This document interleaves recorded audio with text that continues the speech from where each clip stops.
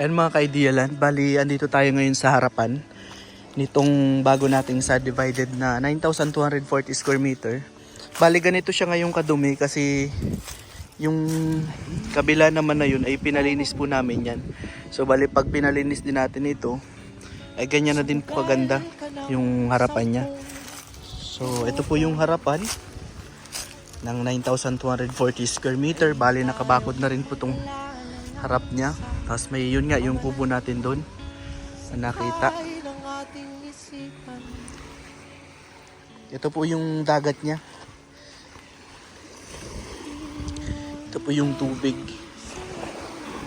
Ayan po, ganyan po kalinaw yung tubig dito. Ayan. Meron lang po tayong mga pailan-ilang bakawan dito sa side dito sa left pag nakaharap ka po sa dagat. Tapos dito naman sa right side, ayan po, ito lang sigurong anong ito. Ang makakasama itong tatlong perasong bakawan. So ayan, ayun may mga nagsiswimming nga po dyan sa unahan. Bali ito yung ayan po. Grabe, sobrang linaw. Bali ito yung harapan natin, yan po yung Ragay Golf. Dito naman po yung Mayon Volcano. Bali nakikita po dyan yung bulkang Mayon kapag talagang asin maganda yung panahon na walang ulap. So ang kagandahan nga dito sa ating property, yung sinasabi ko po dati na maganda po siya kasi safe kapag nagbabagyo. Medyo basag na yung bagyo pag tumama dun sa Kabikulan kaya medyo mahina lang dito. Bali ang frontage nito mga ka-Idealand ay 60 meters. So pag pinagdalawa natin, meron kayong 30 meters na frontage. Ano po?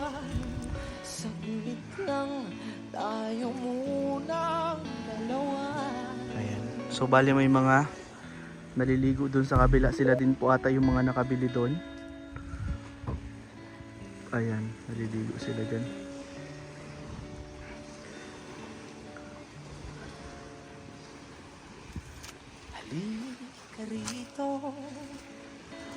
So sa mga interested po, ayan, pwede po kayong mag-PM sa akin para makita nyo tong property. Sabay tayong maglalalang sa kawalan. Ayan, magandang tanghali po mga ka-Idealand. Bali, meron na naman tayo ngayong bagong property na napuntahan at ito ay beach property. Ayan, napakaganda naman talaga. Ito ay mas malaki yung frontage niya kasi mga ka-Idealand, katabi lang ito nung binlog ko dati na na 1.8 din. So na-sold na, ayan yung katabi. Doon, yung may kubo. Ito na yung katabi niya. Yun 55 meters, yung frontage ito ay 60 meters. Ayan yung harapan. So same lang siya ng harapan doon. Mamaya po i-video ko. So punta muna tayo dito kasi papunta po dyan yung mga kasama ko. As of today po ay may kasama kasi kaming buyer na interested dito. So pinakita lang namin. Ayan ang kagandahan, may kubo na tayo dito. So may amenities tayong pwede magamit. If in case na mag-visit kayo dito or mabili nyo to, may kubo na. Ayan po. Tapos ang kagandahan nito ay marami na siyang tanim na nyug. Unlike dun sa kabila po ay bare, pero may advantage siya, disadvantage nga po yun. So dun sa kabila bare, so hindi mo na kailangang halisin yung mga puno para makapag-build ng kung anong gusto mo. So dito naman, so mag-aalis tayo ng ilang puno kung sakaling may ilalagay kayong something, bahay or kung ano yung gusto nyong ilagay. Ano po mga ka-Idealand. So ayan nga mga ka-Idealand, bali itong 18,430 ay medyo malapit lang po siya sa school. So siguro mga 200 meters po ay elementary school. Ano po? Ayan. Ang kagandahan din nito ay fully fenced na. So hindi nyo na kailangan magpabakod mga ka-Idealand. Safe na safe po yung property ninyo. Ang kagandahan nito ay may right of way na po tayo sa likod. So galing po tayo dito sa harap dito sa beachfront. Pupunta naman tayo ngayon doon sa likuran. Nandun po yung right of way. Medyo masukal nga lang po kasi hindi na masyadong naabyad nung may-ari.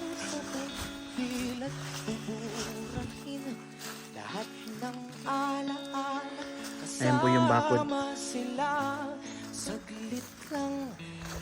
Maganda ang presko. So yung kagandahan kapag maraming tanim na nyug, presko. Kahit masyadong mainit ang panahon, presko pa rin dito sa ilalim ng nyugan.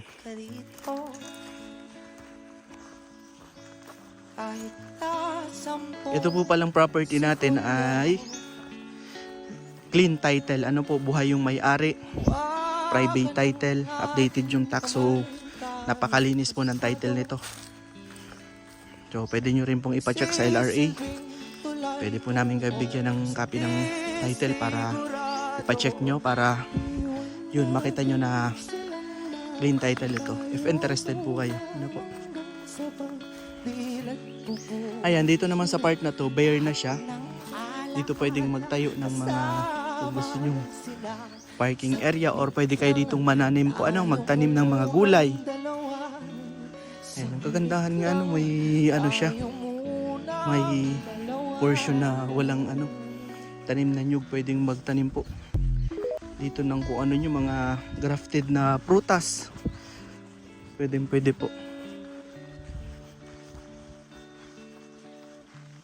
Ayun yun po yung ginagawa sa kabila, ayan, sa kabilang bakod, malinis na.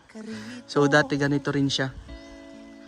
Ayan, may grass cutter po kasing binili dyan sa kabila yung may-ari, kaya malinis parati yung property. Ngayon yung school, kitang-kita. So galing po sa bayan ng San Narciso ay 25 minutes po ito. Tapos galing naman sa National Highway, wala pang 2 minuto o 2 minuto, ganun po. Kaya sobrang lapit lang. Tapos yung right of way po dito ay 10 meters wide. Kaya malawak. Kahit 3 sasakyan magsalubungan, kasyang kasya. So ito na po yung likod niya. Dito po. May baka. Di ko lang po alam kung kasama ang baka sa bilihan. Joke lang po. Ayan, may baka po dito. Ayan, may bakod tayo dyan. Kaya safe na safe yung property. Ang ganda, may bakod eh. Dito po ay ang source ng tubig natin. Pwede po kayong maglagay ng poso or jetmatic. Dito po sana siguro ay may water point po sila galing sa barangay. Siguro ay pwede rin mag-connect dun. Tapos ito po ay malapit lang siyempre sa highway, so malapit lang yung kuryente. Tapos ang signal po dito ay converge po, wala po tayo ditong cellphone signal, so internet lang po ang meron. Ano po?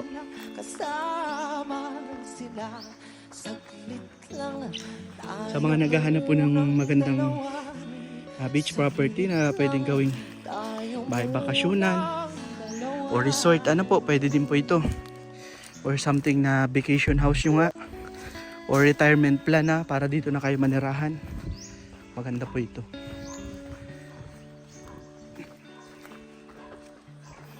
So sa likod po ay may mga tanim na nyug din. May suha pomelo po ata ito, pomelo. Ayun, may dalandan. Ayun po, tapos may Jimilina.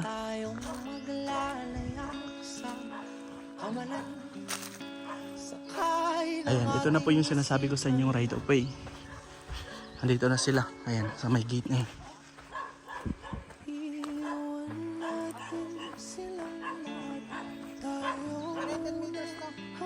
Oo, ayan, pupunta din.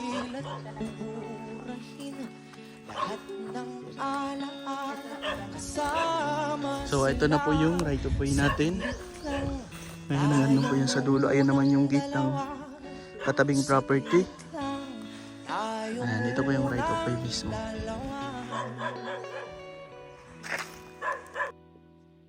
Lumapit ka rito.